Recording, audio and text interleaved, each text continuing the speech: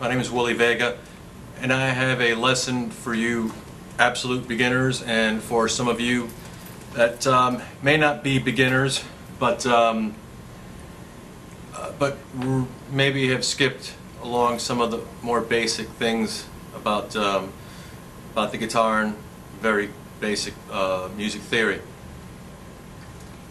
I want to start off with the alphabet of music, and this is going to help you to be able to navigate your way around the neck. It's going to be able to help you find any note that you like on the fretboard on any string. Okay? Now, before we do anything, the alphabet of music, it's just like your ABCs.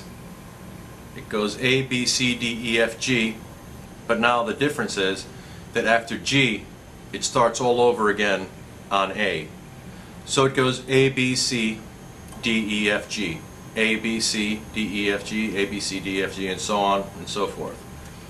Okay? Now, on the guitar, the distance between, say, here and here, leaving one in the middle, is a whole step. Okay? Anywhere on the neck. From here to here, leaving one in the middle. From here to here, and so on, so forth. So that's a whole step. Now a half step is just half of that, which would be from here to here, or from here to here, from here to here, anywhere, just one apart is a half step. Okay? So, knowing this and knowing your strings, what I'm going to do is I'm going to help you be able to find any note on the guitar neck at all. So, we have to know what our string names are. Okay? Then that would be the note that the string is tuned to, the pitch.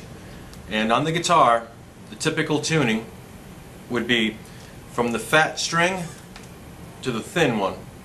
We have an E, and the next string is an A. The one after that is a D, and then you have your G, your B, and then you have another E string. Now, the two E strings are the same note. The only difference is that one of them, the thin one, is tuned 2 octaves higher than the low one. Okay? More on that in a minute. Okay, so now we know that the alphabet of music goes from A to G and starts over again on A. Okay? And we know the names of the strings. From fattest to high to thinnest, E, A, D, G, B, E. Okay? If you're watching this and you're new to this, I recommend that you slow the video down or stop it or what have you, and maybe just write it down. It's important. And we know that from here to here, that distance is a whole step, and one apart from here to here or here to here or anywhere here, just one apart, is a half step. Okay? Also, the open string, when you pluck it without pushing down on it, to the first fret here is a half step. Okay? So now let's find oh, one more thing. Sorry. Okay. In the alphabet of music, all the tones that I just mentioned, A, B, C, D, E, F, and G, are a whole step apart, except when you go from B to C and E to F, which are a half step apart. Okay? So now, we're armed with this information. Let's find some notes. Okay? So we know that this fat string is an E string. Okay? And we know that E to F, when you go from E to F, it's a half step. And when you go from B to C, it's also a half step. All the rest are a whole step apart. So, this being an E string, the low one, the fat one, the next note that comes after E is what? Well, let me see. A, B, C, D, E, F. And we know that going from E to F is a half step. So F would naturally be right here on the first fret, because you got open E, a half step higher to F is that note, the first one on the fretboard. Okay? Now, what comes after F? Well, let's see. A, B, C, D, E, F, G. So, we know that F to G is a whole step, right? Okay, so G would be that third fret right there. Okay? Now, what's the next note after G? Well, we know that the alphabet of music goes from A, B, C, D, E, F, G back to A again. And this is a G note, right? That's the one we just found. So after G, we know that G to A is a whole step. So it would be there. That's A. Okay? Now what comes after A? Well, B. A, B, C, D, E, F, G. So A to B is there. Okay, now, remember, when you go from B to C, and when you go from E to F, those are half step. Okay? And this happens to be a B note we're on now. So B to C would go there. And there's your C note. Okay? Now, what comes after C? Well, A, B, C, D. So when you go from C to D, it's a whole step. Okay?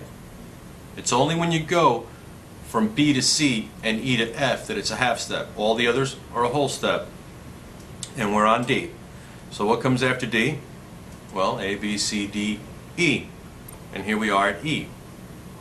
Okay. Now you're thinking, well, we were just at E when you pluck the string open, right? Well, that's what happens with the octave thing, you see. Essentially, the guitar neck is pretty much goes from here to here, where the two markers are there, the two dots. Okay, that's the 12th fret. After the 12th fret, everything just repeats again, just an octave higher. Okay? So, pressing your finger down on here, on the 12th fret, on any of the strings, you get the same note as you would when you pluck it open. Okay? E, open, and E an octave higher. Okay? So what comes after that? Well, it repeats itself. E to F is, remember, a half step. So it goes there. That's F. And then what comes after F? G. A, B, C, D, E, F, G. And that's a whole step. And after G, it starts over again on A. And there's A. And as you can see, this part of the neck here parallels this part of the neck here. So what happens here happens here as well. At the 12th fret, everything starts all over again. So just like when we went a half step with the open E to the F, when you go up here to the higher E note on the 12th fret, the F is also a half step away. And just like when we went from F to G down here on this part of the neck, the same thing here, F to G. And then what happens after G?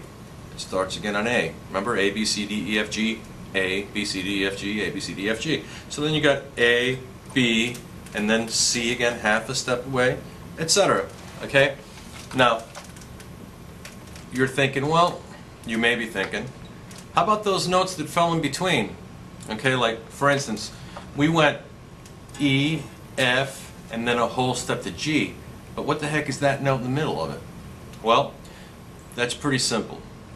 You can call it, depending on the musical situation, you can call it an F sharp or a G flat. The same holds true for all the other ones. Like, this is A, right? And this is G, right? A and G. But what's that note in the middle? Well, it's either G sharp or an A flat. Okay? Now you're armed with this information. You can follow it on every string. The next string, okay, we know is an A. Okay? Now what comes after A? Well, A, B, C, D, E, A, B. A to B. Right? So now where is the B on the second string? Okay? Well, let's find it.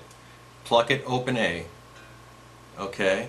Well, A to B, remember, is a whole step. Okay?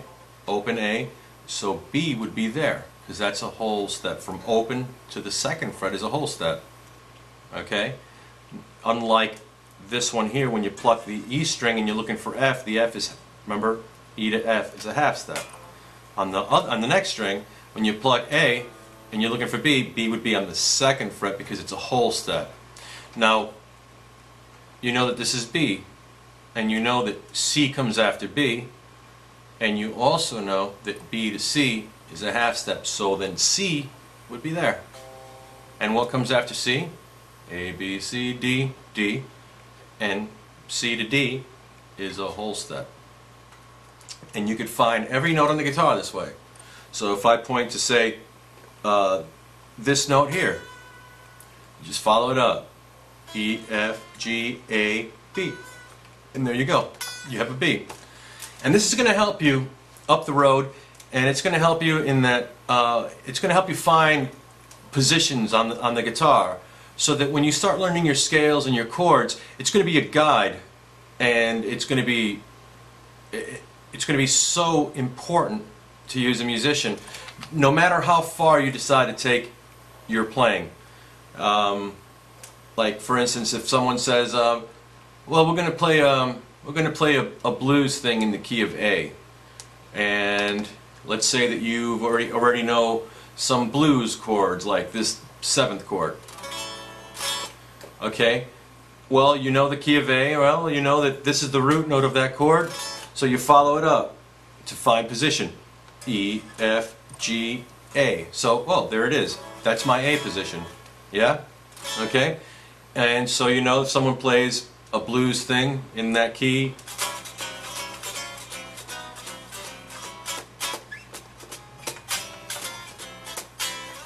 you know, you can solo in that position in the most typical scale patterns, you know, box patterns that you may or may not know. You can find that position, and you'll be able to at least, you know, solo over that.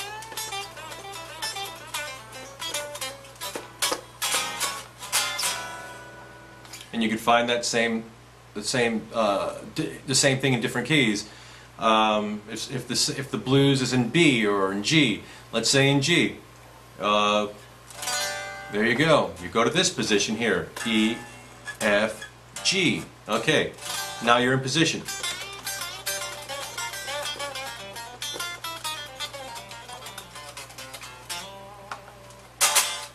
All right, that's all for now. I'm going to see about posting this on YouTube. You guys enjoy. This is just a simple lesson for everybody who's just starting out. At least it'll get you started. Good luck.